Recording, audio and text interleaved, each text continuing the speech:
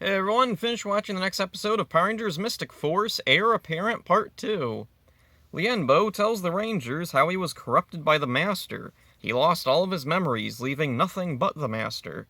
Udana suddenly grows weak. Using the Book of Dark Spells depleted her magic. Lienbo teleports her back to Root Core despite her protests. Imperius and Necroli appear with Chimera. The Rangers battle it while Necroli teleports Lienbo back into the underworld. Suddenly, Daggeron appears atop a unicorn. He knows her name, Bright Star, and what she can do. I feel like we missed a potentially exciting adventure here somewhere. Imperius challenges Daggeron to a one-on-one battle. In the underworld, Lienbo is brainwashed by the Master and becomes Korag once again. Nick combines his Titan form with Bright Star and battles the Chimera as well as Korag. Daggeron barely manages to defeat Imperius. Udana wakes up and senses Lienbo has become Korag again. She notices the blanket Claire gave her looks familiar. It's Bowen's. Claire tells her it's Nick's. Udana goes to Korag and begs him to stop fighting. Nick is his son, Bowen. Lienbo breaks through and regains control. Nick has no time to connect as a Hydra bursts up through the ground. Lienbo morphs into his ancient mystic mode and battles it. It's the Master himself. Lienbo goes into the underworld and destroys it. From the surface, it appears he sacrificed himself. Later at Root Core, Udana is confident Lienbo is alive and he will return. This is a pretty big, action-packed episode with twists and big moments around every corner.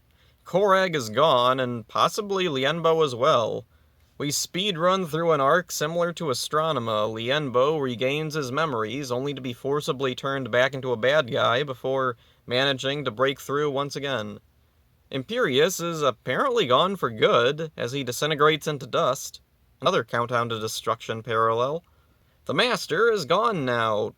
Or is he? We don't have solid confirmation he's actually dead. Necroli is in the same situation. Nick is finally revealed to be Bowen, and I'm so exhausted from everything else happening in this episode that this just doesn't make that much of an impact. It's handled well, but it just feels incidental to everything else. Bright Star is awkwardly introduced. I'm genuinely curious why they bothered with her at all. The Zord battle could have been entirely cut, and we could have just had Korag and Nick fight on the ground. I feel like there was a possible story there with Daggeron and Bright Star, but it's skipped to have Daggeron just show up in the Rangers story. Maybe the creative team didn't want to break up the flow of the main story, but I think it could have worked. One more thing I want to mention, Genji's refereeing Daggeron and Imperius' fight was pretty weird tonally. This should be a big moment, and his silly commentary brings it down a bit. Maybe it was intended as comic relief, but I don't think it was necessary in an episode like this one.